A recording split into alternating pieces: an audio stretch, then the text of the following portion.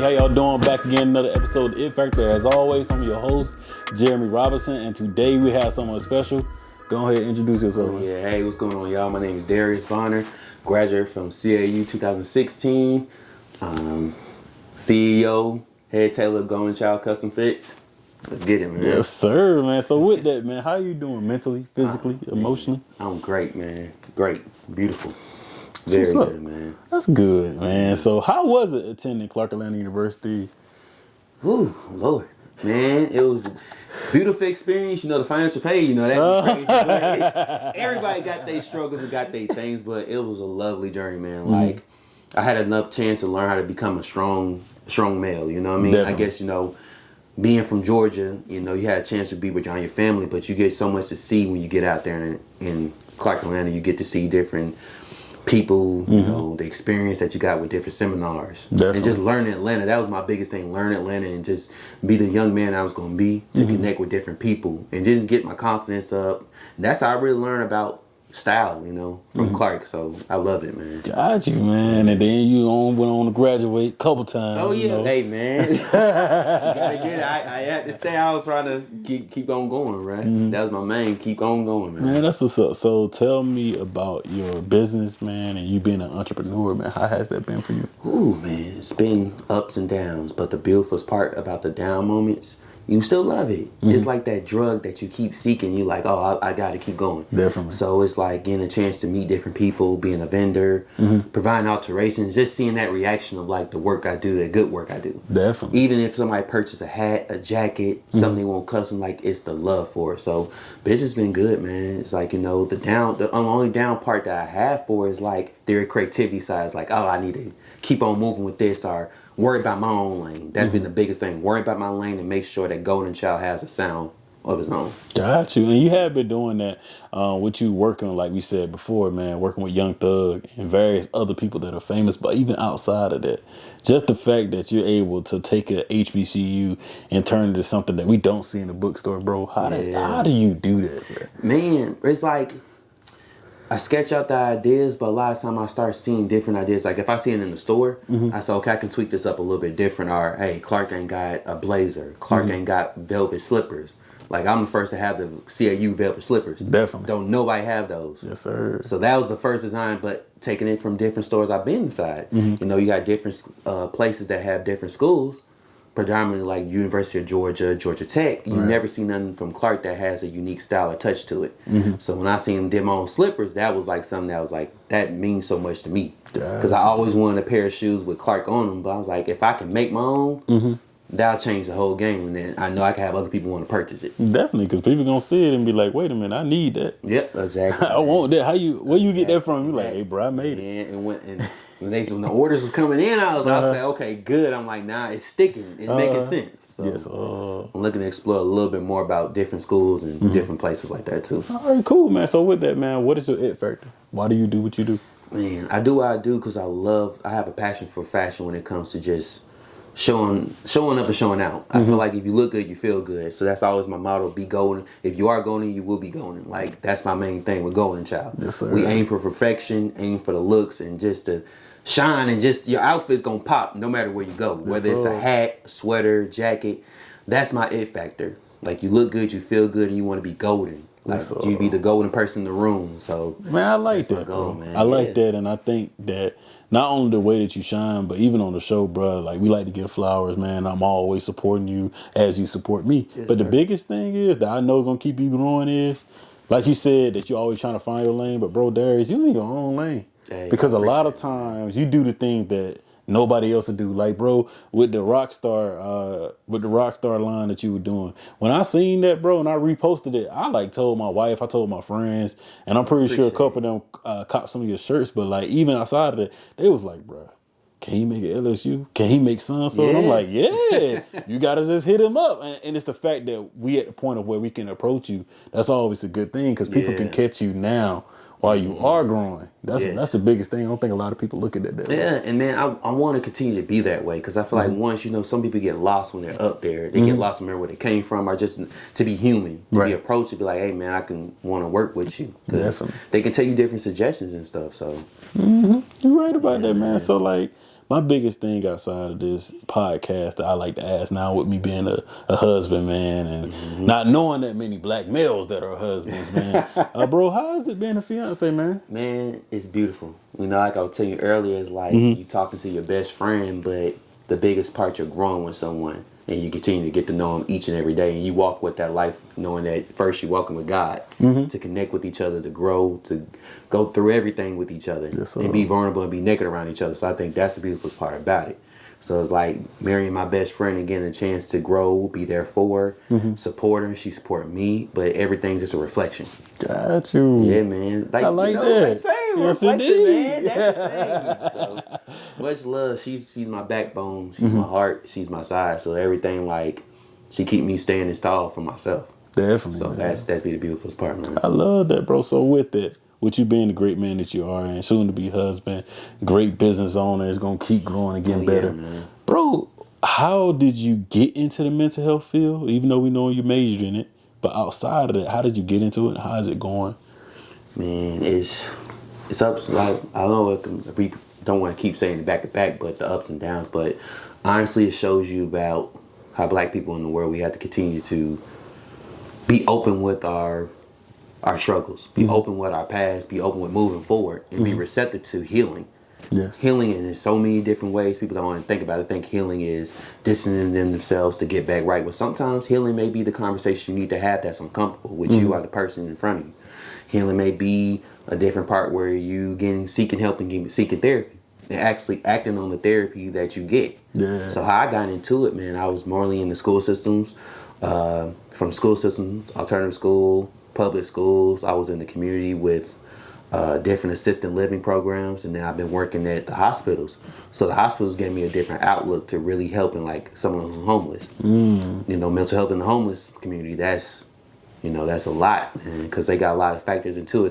They're not taking their medications. Right. Family cut them off. Or sometimes it's just a person. They may not have mental health issues, but around that, they just don't want to do better. So Definitely. my main thing was just always just wanting to make change. I know I can't save everybody, but the change I can make, I want to impact a person, to at least help them out get something. Got you. I like that, brother. I like that. Because, I mean, the black community, even me seeking out a therapist, man, I remember telling my mom, and with her working in the mental health field, she was, of course, very open arms and like, dang, I'm glad you done it at an early age. Yes. Took me to get older to be knowing that I need to do it. And I think that a lot of times, people don't, I could come to a friend like you or anyone that's my close friend and say things too, but it's nothing like speaking to somebody and they're understanding you, because all of us are dealing with something or going through something, and there's nothing wrong with speaking out. I always known in the black community, I'm like, dang, once I was sitting in that first therapy session, I was like, what if I did this when I was back in high school or in college? Like, how better would my life be now,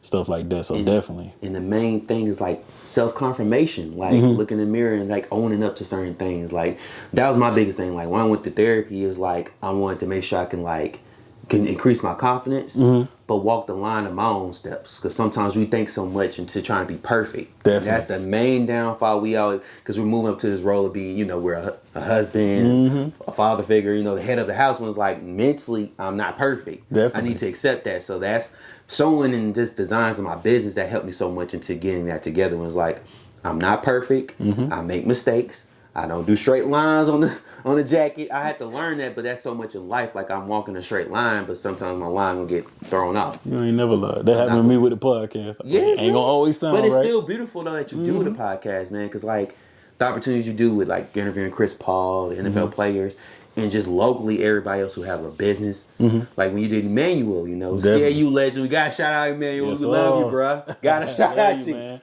Just having the chance to interview with him, man, you do that experience with him, that was beautiful. So, like, of course, we got to give your flowers as well, because you're giving us a chance to, of course, get our business out. But the thing about it, you get a chance to let everybody get to know who we are. Definitely. So, keep on striving, do what you need to do. And purchase his book, It Factor. Yes, indeed. Top book. Yes, indeed. I had to purchase that, man. Great read, man. So, we'll talk about that more out on the outline. But that, I had to get that book, man. Thank you, because you always man. support me. You showed out. So, I appreciate that. No problem, man. Anytime. So with that being said, we say all the good things, the uplifting things. The conversation we was having a few weeks ago. Man, how do you feel about when you put out stuff, right? And, they blow it up, like the Chris Paul thing. Like, you get people to blow it up, and it's so amazing. And it's not a negative thing, to be honest. It's really like a reality check. Yeah. Like, dang, that's what y'all really, okay, cool. Mm-hmm. You really like the lawyer, okay, cool. You know, you have to take a step back. It's an open topic, man. So how do you feel about, you know, and why you think it's hard for people to say, dang, I'm going to get with this person and see them grow versus want to see you grow once you blow up or whatever that. It's hard as hell because it's like you've been doing it for so long. And we had the signature piece, like I was talking about the HBCU band tees. Definitely. I'd be like, okay, this a hit right here. Like, this going to go up. And you get like probably 30 likes. Yeah. 2 purchases. You're like, damn, I know I did something better than that. Like, I know I stacked. But then when I had a post with Thug and everybody, blood. Much support. Much love. Our phone broke. Everything going crazy. But in your head, you like, bro. I've been doing this for a minute. But then make me sit back and be thankful that it's like, you know, it's going to be coming times like that. Just remain humble and remain knowing that, you know, your ups and downs. Definitely. The ups moments, you know, appreciate those moments when you're up. When you get a chance to keep connecting and getting people the exposure.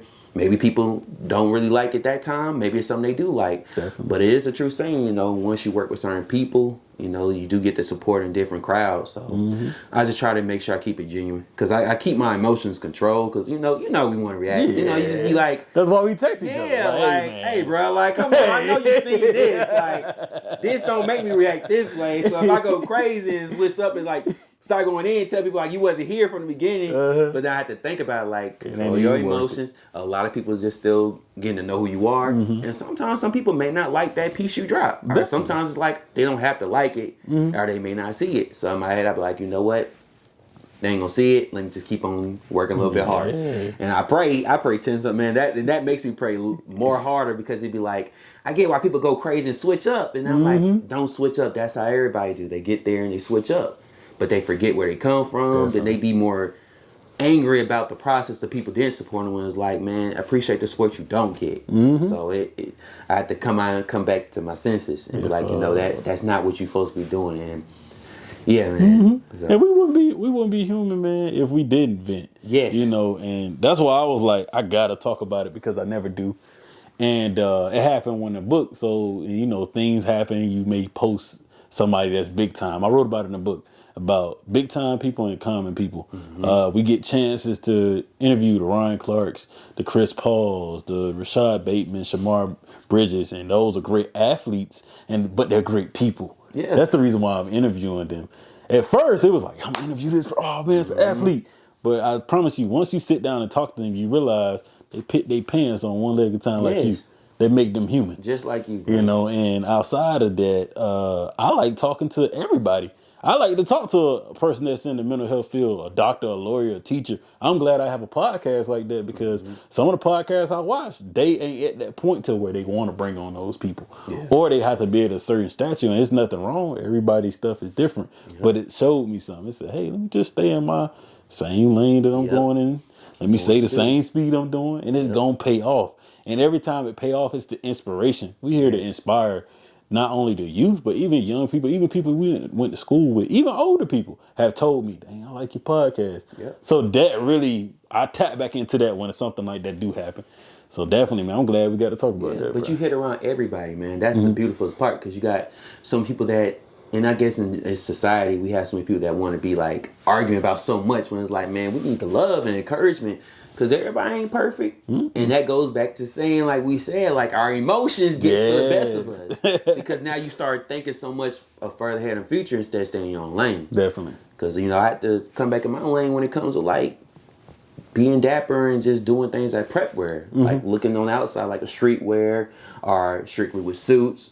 Casual, I was like, I can do it all at once. But I had to do it in my own lane. Yes, indeed. So I take my little trips mentally. I'd be like, okay, cleanse myself, take a mental health break off social media, and focus on Darius. What do Darius got going? What does Golden Child sound like? Yes, indeed. Because sometimes your stuff look the same, similar, but you're not thinking like that. You get inspiration from that person's brand, but you're like, nah, like I know who Darius is, and I know my style, so that's the biggest thing. So what you know who Darius is, bro? Yeah. Who is Darius outside of mental health, outside of CAU, outside of KSI, outside of being a family man that you're going to be, and outside of being a great fashion icon that you're one day going to be, and you already are? Hey man, I think just Darius is being like the label, like golden child, just on my own path, but humble and just real receptive to just being the one to make change. Whether it's just, giving my last, but giving change and make sure I'm there. So I just tell everybody, like, that's who I am. Like, if I ain't have God was to take everything from me, I still would have who He want me to be. Yes, and indeed. that's being who I am, just being genuine, being kind, loving, supportive, a hard worker, a person who's gonna be there. So that's just always me. I'm just there. If anybody need me, I'm there. Like, Definitely. no matter what, I gotta be there. Got you, brother, man. So with that, bro, before we do close, I also like to ask this, man. What has been some highlights that you have had in your business, man? And what are some goals that you have for your business, man? Man, the highlights, I always would say, working with Jeffrey, working with Thug. Like, my confidence was so low when I was trying to get my business together because I never dropped a website. I've been sewing for like 8 to 10 years. When I worked with him, shot up because I was so sensitive, like with the time about sewing everything, getting the look to look something really unique. Man, he looked through my whole rack, and I had about like 40 to 50 pieces, and everybody from the label had Lil Keed, rest in peace, Lil Keed, Gunna, his father, sisters, like they looked through my racks, and that was beautiful. Like having them pick clothes, everybody picking clothes off the rack, giving it to them. So it was like, and he put the shoes on, the loafers I made for him. They were the Slytherin loafers with the S for slime. I presented it to him. I got the whole video. I had the video on my page, so I look at that daily, man, to remind me, like, and he gave me that chance. That was my highlight. That was one, like, for my business. And then two, working with, like, Big Crit, Big Boy from Outkast, and that's providing alteration, but like you said, the conversations with him. Having a conversation with Big Crit was, like, humbling because he's not that. You know how the other celebrities think they up there. Even with Thug, man. We're working with Young Thug, like, nowhere, man. Genuine. Conversations. You can have a conversation with that man about anything. Be right or wrong. It ain't gonna be like, oh, I'm debating. He gonna look at me funny. No, it's authentic. So I think that's what made it beautiful, like, to get connected. So that was my biggest success that I feel like one of the success I had that made me just look at myself and increase my confidence. And of course, like, thank God for the opportunity to let me be around them, to be traveling, to get a chance to be at shows with them and stuff like that. To just, hey, let me alter something for it. Like, here, take this jacket. Like, that was beautiful. That's what's up, brother, man. And I like that, bro. And like I would say also, man, what are some things you looking forward to with your business, life? Yeah, in general. Definitely with my life. Again, having a happily successful marriage, breaking in generational curses, and keeping God in front of us to lead us to success so I can have my family. For my business, I want to be in every bookstore if I can. Prepware, I want to be every bookstore, schools, I already said schools, businesses, different places, man. The mall. I want my own shop too eventually, but for right now, I'm taking it slow just to get the exposure. Gotcha. So I want to be able to work with different schools. And I don't have no, like, barriers. Like, I want to do HBCUs. If my goal I wrote down, I want to do all HBCUs if I can. You will. Yeah. You will. Man, I ain't worried about that. I want to get a chance to do stuff with University of Georgia, Georgia Tech, Georgia State. Those schools. I want to just make sure I can get that sound back from Atlanta when it comes to fashion, especially when it comes to prep wear. Bringing that look together. So that's my goal. So I respect that, bro. Slow pace, but as long as God continue to give me that vision. And of course, I need to be a student of the game. And of course, people don't like the stuff that I like, or may not understand it. I still want to put out pieces to be like, it's longevity. Like, it's all about longevity. It's not trendy. It's just everything that's here to stay. You ain't never lie about it. Everything that you give me, man, or that I have bought from you, I know it's gonna last for a long time. I'm gonna pull it out and be like, yeah, my boy, man, he did this. Appreciate it, man. Hey, if you trying, that be the goal, man. And that's what I do with that reaction, man. Because when people, like, I did a Morris Brown hat, and this lady, she don't really see, like, different tees and hats. So I gave her the hat. She's like, I'm really about to cry because, like, a Morris Brown tee and a hat, like, I can find it, but a lot of times you're not finding the ones that look a little bit more vintage. That somehow I was in school in 1992. And it looked like. Yes. And that's what made sense. And I had a Letterman jacket. I sold that one. And dude was like, man, I ain't seen that in a minute. And I'm like, see, that's be the little things that I love about what I do. Definitely, brother, man. So with that, man, you have any questions for me? Yes. What's next for you? Ooh, man. What we got going on? 'Cause we got the book. Been doing interviews.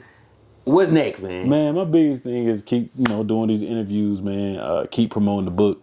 But the next thing is to get to where I can have me some live episodes, man. Bring people like yourself out and have like an It Factor day so that we can inform the community of what we're doing. Yeah. But also different from just selling stuff, like kind of try to educate the people on, you can do this too. Yeah. We went to Clark, but these are the multiple things that we do. I didn't get a degree for this. I'm a whole engineer outside of this. So, I didn't get a degree from fashion. Yeah. Is this stuff we do? It's do. And I like to do it. So that's the things that I'm looking at next. And also just letting God lead me, man. Yes. I definitely been doing that, brother, man. And being a married man I am, bro. Stuff just been paying off, bro. Even with me being able to go to Baltimore, interview a football player, that was the start of it. Wow. I wrote it out and was like, dang, and I know the guy. It couldn't have been anybody better than that person, man. But especially with Shamar, man. He great laid back dude.